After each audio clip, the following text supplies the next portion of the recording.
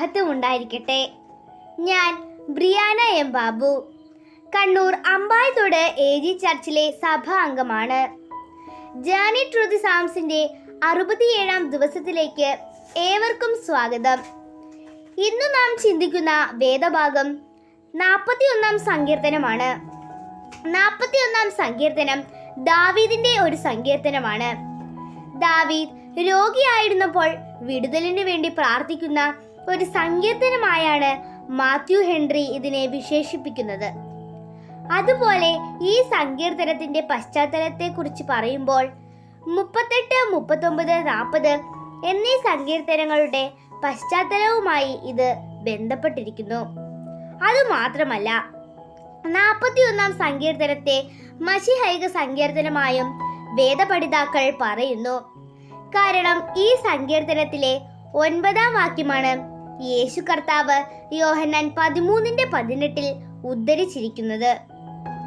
ഈ സങ്കീർത്തനത്തിന്റെ 1 മുതൽ 3 വരെയുള്ള വാക്യങ്ങളിൽ ദാവീദ് എളിയവനെ ആദരിക്കുന്നതിനെ കുറിച്ചും 4 മുതൽ 9 വരെയുള്ള വാക്യങ്ങളിൽ തന്റെ ശത്രുക്കളെ കുറിച്ചും 10 മുതൽ 12 വരെയുള്ള വാക്യങ്ങളിൽ പ്രാർത്ഥന കേട്ടതിനുള്ള നന്ദി പറയലും 13ാം വാക്യം ആശീർവാദവുമാണ്.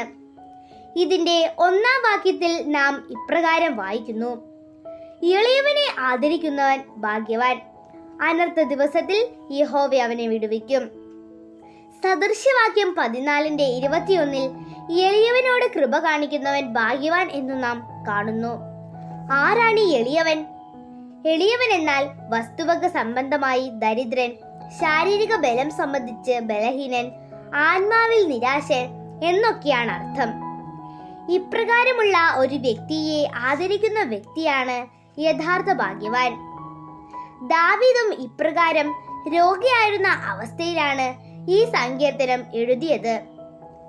താൻ രോഗിയായിരുന്ന സമയത്ത് ആരും സഹായിക്കാനില്ലാത്ത ഒരു അവസ്ഥയിലൂടെയാണ് താൻ കടന്നു പോകുന്നത് എന്ന് നമുക്ക് താഴോട്ടുള്ള വാക്യങ്ങളിൽ കാണുവാനായി കഴിയും. ദാവീദിന്റെ ശത്രുക്കളും ഉറ്റ സ്നേഹിതരും ദാവീദിനെ വന്നു കണ്ട ശേഷം ഈ അവസ്ഥയിൽ നിന്നും ഒരിക്കലും രക്ഷപ്പെടുകയില്ല എന്ന് അഭിപ്രായപ്പെടുമ്പോൾ ദാവീദ് മാനസികമായും വളരെ പ്രയാസത്തിലൂടെ കടന്നു പോകുവാൻ ഇടയായി. അവിടെയെല്ലാം വേദനയിലൂടെ കടന്നു പോകുന്ന ദാവീദാണ് പറയുന്നത്, എളിയവനെ ആദരിക്കുന്നവൻ ഭാഗ്യവാൻ എന്ന്. ഇപ്രകാരം എളിയവരോട് കരുണ കാണിക്കുന്ന ഒരു വ്യക്തിക്ക് ലഭിക്കുന്ന അനുഗ്രഹങ്ങളാണ് താഴെ പറഞ്ഞിരിക്കുന്നത്. ഒന്നാമതായി, അനർത്ഥ ദിവസത്തിൽ യഹോവ അവനെ കാക്കും, ജീവനോടെ പരിപാലിക്കും, അവൻ ഭൂമിയിൽ ഭാഗ്യവാനായിരിക്കും, യഹോവ രോഗശയ്യയിൽ അവനെ താങ്ങും തുടങ്ങി നിരവധി അനുഗ്രഹങ്ങൾ നമുക്ക് കാണാൻ കഴിയും. നമ്മൾ ഓരോരുത്തരും കഷ്ടത്തിലൂടെയും ലോകങ്ങളിലൂടെയും വേദനകളിലൂടെയും കടന്നു പോകുന്ന വ്യക്തികളോട് സ്നേഹവും കരുണയും മനസ്സലിവും കാണിച്ചാൽ നമ്മുടെ ദൈവം നമ്മെ ജീവനോടെ പരിപാലിക്കും.